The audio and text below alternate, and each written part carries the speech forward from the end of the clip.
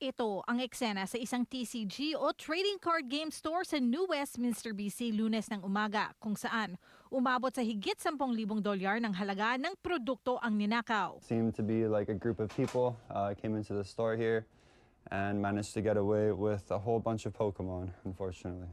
Dahil sa pagtaas ng halaga ng mga Pokemon trading cards nung pandemya, naging mas importante raw ang security measures para sa mga collectible stores. I think it's the nature of the city of Vancouver as a whole. It's not just hobby or Pokemon shops per se.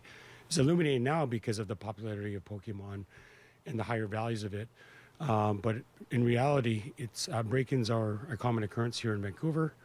And you have to really take a risk-based approach when it comes to opening any sort of store. Si Ray Serion at Brandon Trajano ang mga Pilipinong may-ari ng Ube Cards sa Vancouver kung saan nagbebenta ng sports at Pokemon trading cards. When we bought them when we were kids, we didn't know these Pokemon cards would be valuable. We just thought these are kind of cute and they're kind of neat, and everybody else had them. So as adults, as 30-year-olds, as 40-year-olds, we have the disposable income now.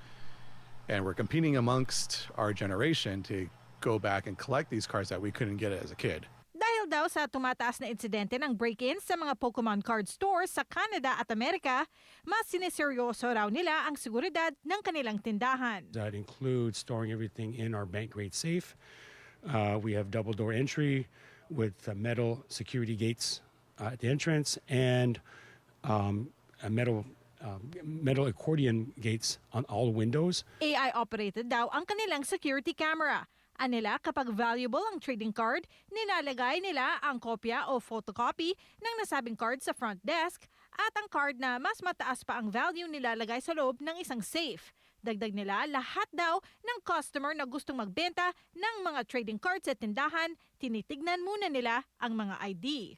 That way, if the card that they do sell to us is found to be stolen,